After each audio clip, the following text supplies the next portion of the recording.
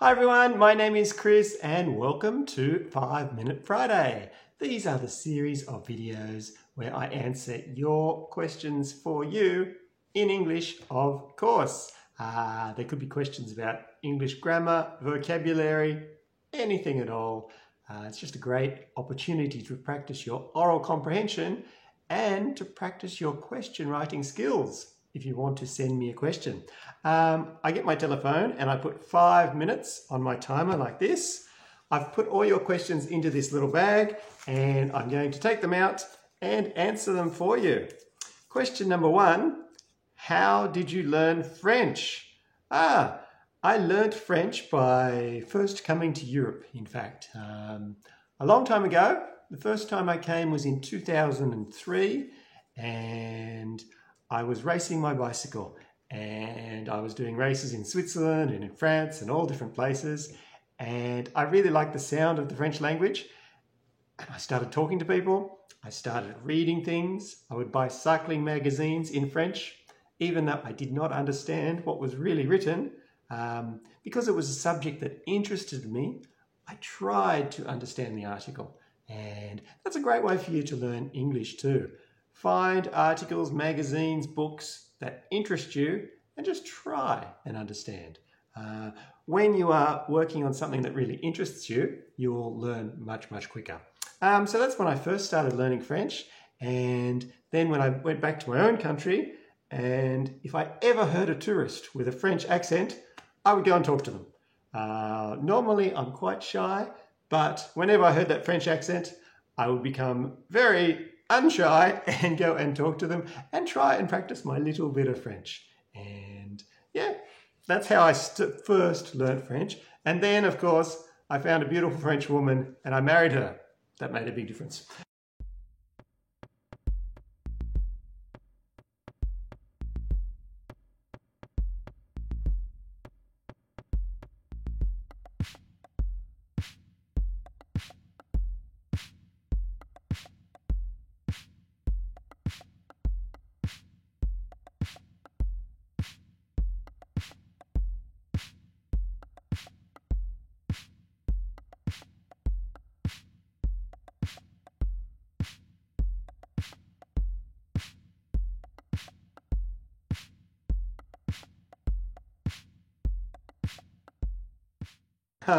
Okay, question number 2.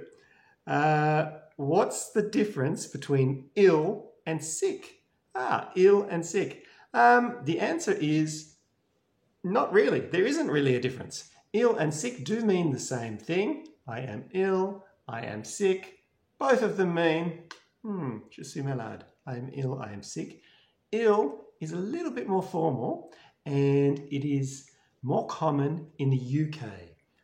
If you were in America, you would not hear many people say ill. They normally say sick in American English. So that's the difference. There is no real difference between the two. They both mean the same thing, ill and sick. Next question.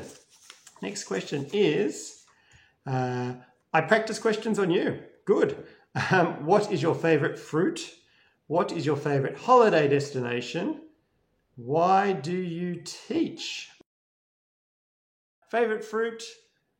Probably tropical fruit, something like mango. I really like tropical fruits. Favorite holiday destination? Malaysia. I really enjoy Malaysia. I've traveled there 2 times before in the past, twice to Malaysia.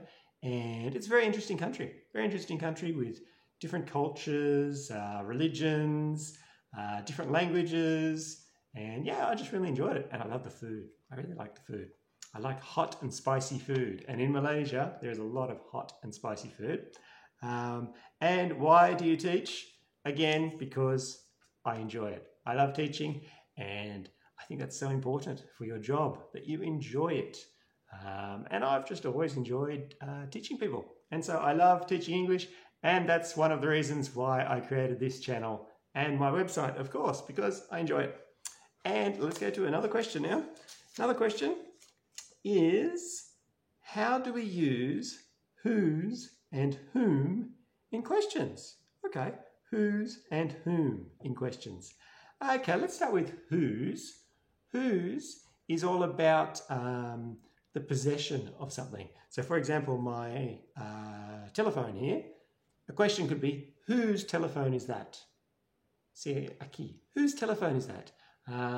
It is mine. It's my telephone. Whose telephone? So yeah, it's all about, it's a possessive pronoun in fact, and yeah, it's all about that possession, whose. Whose telephone is that? Whose keys are those? Whose keys are those? Okay. Whereas whom is completely different, and it's about a person, okay? Let's say, for example, that somebody got a promotion at work, and I was talking to a colleague, and I wanted to know, that person that got the promotion, I could say something like, whom did they promote? Whom did they promote for the new job as the manager? Whom did they promote? So it's talking about a person, whom. It's not very common, to be honest. Whom is not common. Again, if we go back to the example we had just before about ill and sick, whom you would not hear in American English. That's just my 5 minutes. I'll just stop my timer if I can. There it is, stopped. Yeah, whom is more a British English thing. In American English, you would not hear it very often at all, because you could replace whom with who. Who did they promote? Is also a perfectly good question. Okay, so don't get too confused with whom. You can not even use it at all. You can just simply use who. Who did they promote? Yeah, okay, so it was just simply talking about a person in a question, and who is a lot easier because you already know the word who, of course.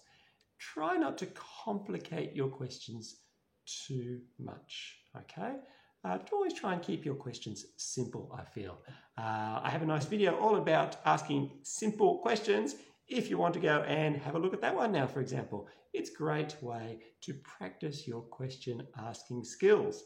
Another great way to practice your question asking skills is to ask me questions. Please, if you have any questions for next 5 Minute Friday, leave them in the comments of this video or any of my other videos, and I will put them into the bag for next 5 Minute Friday.